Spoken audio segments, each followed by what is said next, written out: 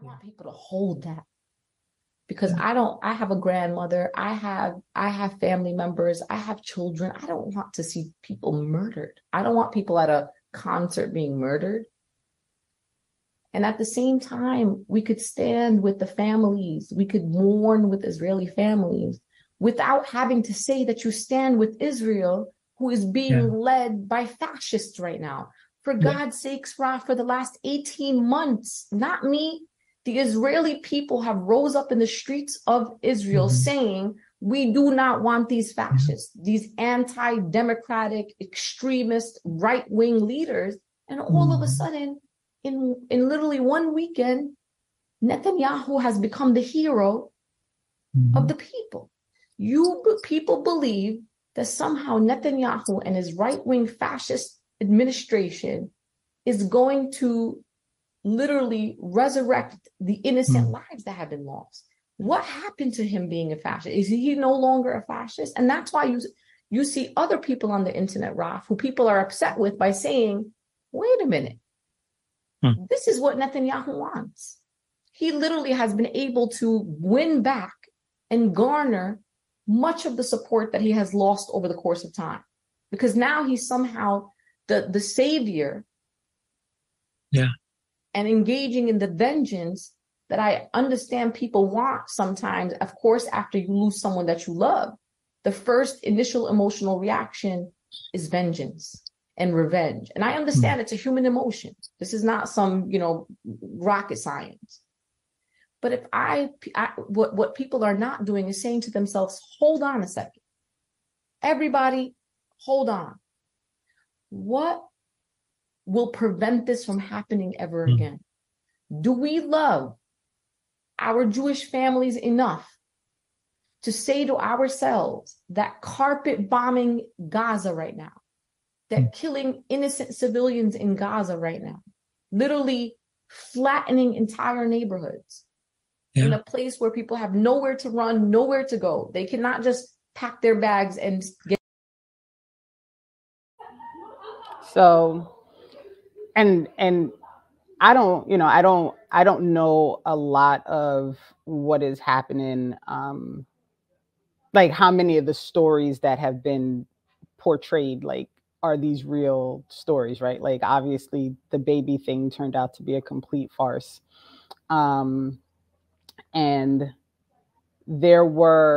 I know there are movements coming out of Israel with Jews that are not aligned at all with the system and want to see a one state, right? Like everyone has rights, everyone has freedoms, I don't actually know, like, I don't know the full breakdown of that or whatever have you. I don't have but I thought this idea, this was what sent me down the rabbit hole, was this idea that this was in part done on Israel's side, allowing as like an allowance for this thing to happen in order to be able to turn around and annihilate an entire population of people under the guise of, is this, they're terrorists, so we have to get rid of everybody. And it's a little bit of a conspiracy theory, obviously. But I didn't know the full history. And I just couldn't, people, yes, that is her name. And I don't know how to pronounce Sarsour properly. That's why I always struggle trying to say that. Sarsour. Right. And it could be complete nonsense, right? But what I've heard a lot of people saying is this is their 9/11. This is their 9/11. And we have to be clear also here that 9/11 was used to start a war with a country that had nothing to do with 9/11. Right? And that was the background of it at the time. And so Ricky just says, I don't think they needed a reason. I'm trying to understand, when you say they, which they? Israel, I'm sure that they don't need a reason to keep doing what they were doing. but what I did appreciate in what Linda was saying is that little bit of nuance that Netanyahu specifically may have needed something like this to reaffirm his power within Israel, because he was even suffering a lot of criticism from Israelis. So before this, he had been being, people were saying, you're too much, we want a softer version of our colonial project. We want to but as is often the case, when something like this happens, the hardliners get more room to breathe. So in that sense, I think she has an interesting point. And I took a few notes on this. The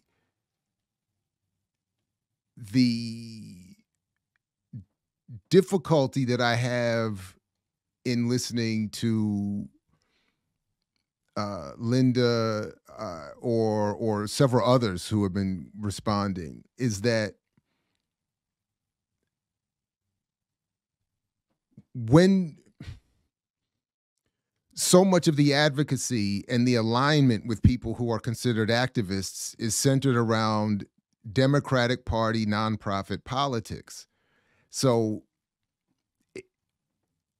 yes, it's moving to hear her talk about her Palestinian family who are caught behind the lines and the loss, and it's very moving. It's hard not to be backed up by that. But when the question is, especially when we're thinking about here in the relative safe confines of the West or the United States, what are we supposed to be doing? If all we end up doing is getting another Democrat, I mean, it's like, so Biden is here, and look what happened. Obama gets elected, white phosphorus drops. I mean, what? So that was the issue that I have when I'm listening to this. I'm like, and it's hard because, she and WB. There's some people on WBI in the mornings that I literally like want to drive my car off the road because I'm so frustrated by what they're presenting. But someone else had called in on a different show and said, what if any reality is there to this understanding that that Netanyahu allowed this to happen, right? And Ricky is right. They didn't need an excuse to continue to oppress and to bomb and to militarize and all those things. But and maybe I'm incorrect because I don't fully know. So I'm going to say this, and I'm going to say first that I do not fully know all of the actions that Israel has taken against Palestine or Gaza. So this could have previously happened in the same way.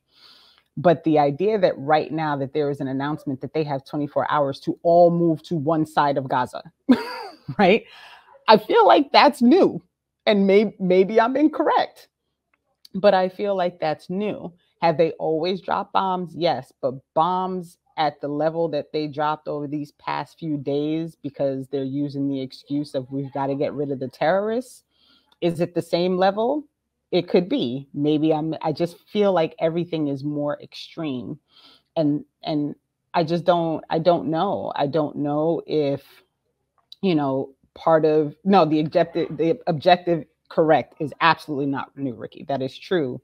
It has always been about removing the indigenous people from their land so the colonizers can take over. That has always been the exact plan, and they have continued despite this lie about the two states and all these things, and the PA working with Israel and people being okay if they're in the PA, but not really acknowledging that that's not actually true either. So maybe it is, as I'm thinking through and talking at the same time, as you all know that I do, maybe it is nonsense. Maybe this idea that this was kind of sort of allowed so that they had an excuse is not really valid. But I did think it was an interesting idea that there was some change on the side of people who had been kind of giving Netanyahu the side eye to now saying, well, no, we got to go do this thing now because of what happened over the weekend. So I'm just, I don't, again, I'm still doing my rabbit. I'm still in my rabbit hole. So there's a lot that I don't know and a lot that I don't understand, but I felt like it was worth bringing it to you because I wanted to see what your thoughts were. And after I listened to you and Dhoruba talk and, so I was just, it was a lot. Yeah, no, I appreciate it. And I haven't, and honestly, I haven't listened to BAI in a long time. So it was kind of nice to I don't know, feel that vibe again. But, and I'm certainly no expert on this issue, but I just can't help but feeling that expression of frustration that for a long time now, when something like this occurs or something atrocious occurs, a lot of intelligent, talented, decent human beings have something to say, and they say something that's important. And then when it comes time to developing a response from within this country, we're told if we go left of the Democratic Party, we've made ourselves useless. And yet it's the Democratic Party as much as anyone else that is the problem that extends and allows these kinds of problems to reoccur. So I don't know exactly what to do. And then when we spoke yesterday on EYL with Adam Horowitz of Monda Weiss,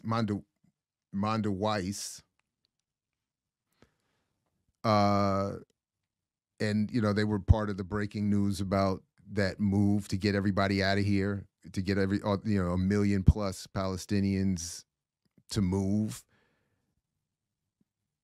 They couldn't get in touch with their correspondent, and it's a whole bunch of I don't know what's going to happen, what they could expect to happen, and yet